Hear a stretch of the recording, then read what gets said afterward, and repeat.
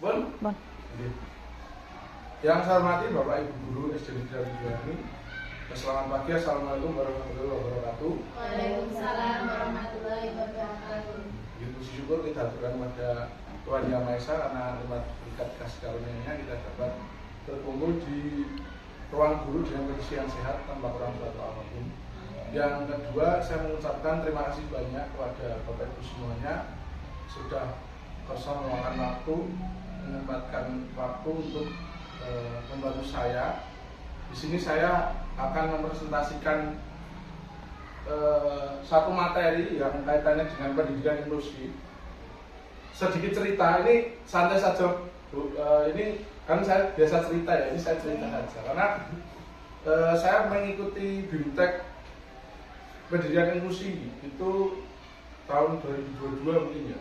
Terus sekarang tahun 2026 itu ada jenjangnya. Nah ini saya ikut pendidikan inklusif yang tingkat mahir. Nah ini adalah salah satu tugasnya untuk presentasi ke Bapak Ibu semuanya.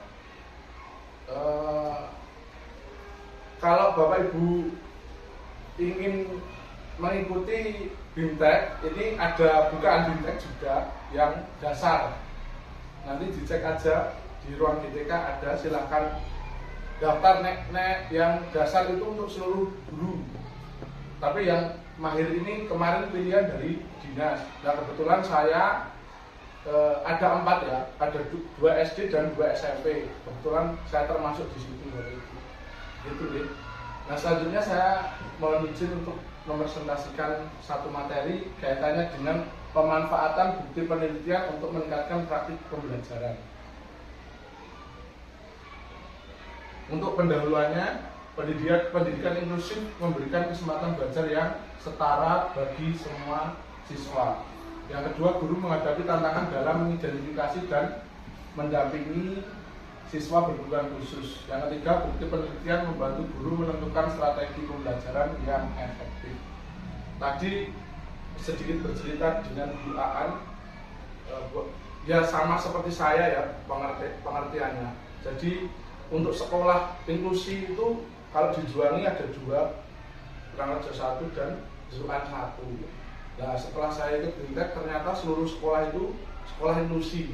Jadi anak berkebutuhan khusus itu bisa disekolahkan di semua sekolahan. Hanya saja tahunnya kan dulu kita tahunnya tunjukkan di SD Prangaja 1 dan Zuan 1. Padahal kalau mau disekolahkan di SD 1 Juwani, di 3 Juwani itu bisa. Cuman ya masalahnya kan SDM-nya belum terbiasa untuk menangani ABK gitu. Nah misalnya guru tahu-tahu ada murid yang mungkin tunarungu gitu kan bingung juga ya cara menghadapinya gimana itu tunarungu atau enggak tunanetra itu gimana gitu. Makanya dipusatkan gitu. Misalnya ABK ya di sekolah di situ. Tapi pada intinya sekolah itu semua sekolah adalah sekolah inklusi gitu ya. Kemudian ke pertanyaan utama penelitian, bagaimana data dan bukti penelitian dapat membantu guru meningkatkan praktik pendidikan inklusif di sekolah.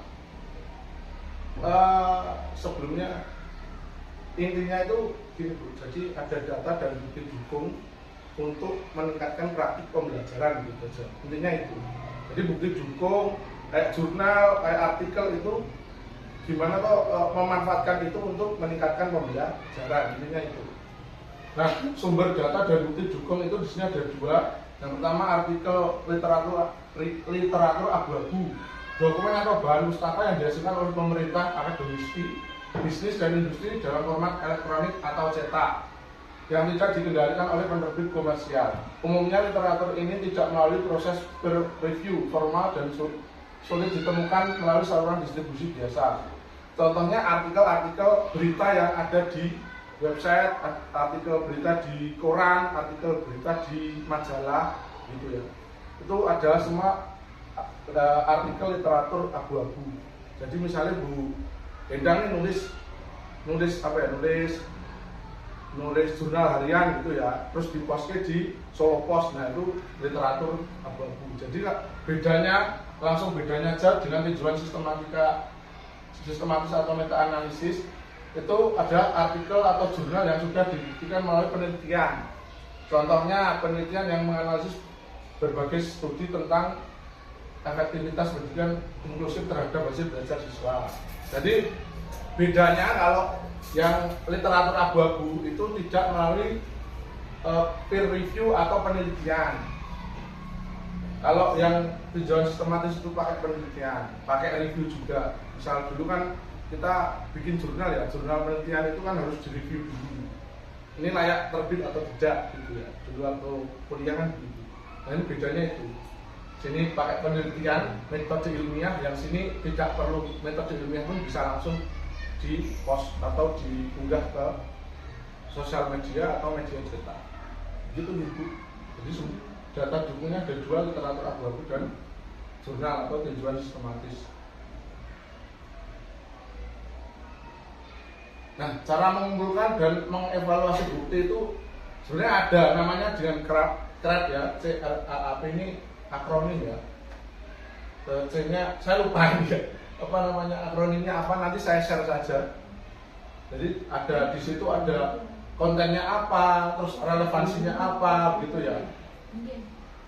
Ini yang pertama membaca, tentu membaca, yang kedua meninjau jurnal, yang ketiga membandingkan hasil beberapa penelitian.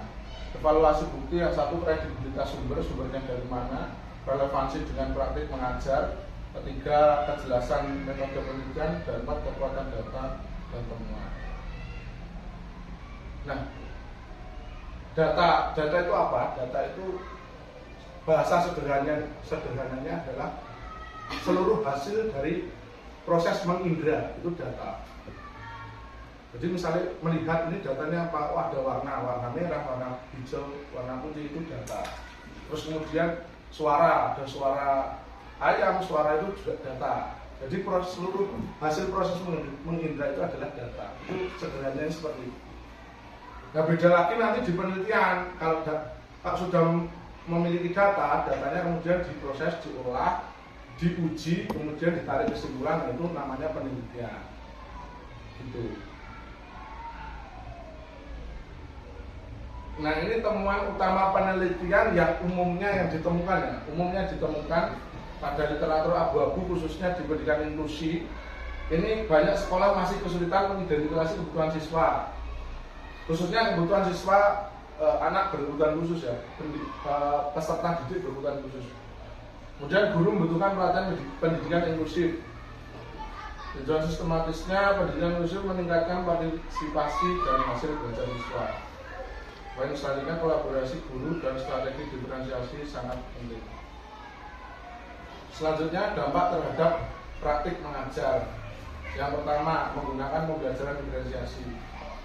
Ini dampak apa? Dampak data dan bukti dukung terhadap praktik mengajar ini. Tadi sudah data yang sudah diperoleh sama jurnal yang sudah diperoleh. Mungkin kan Bapak Ibu senang untuk membaca artikel, membaca jurnal kaitannya dengan pendidikan. Oh ternyata mengajar itu enggak hanya ceramah misalnya metodenya ada dengan media audiovisual, dengan dengan kolaboratif, dengan apa lagi ya, kooperatif ya, banyak ya metode-metode mengajar yang mungkin dibutuhkan di kelas Bapak Ibu.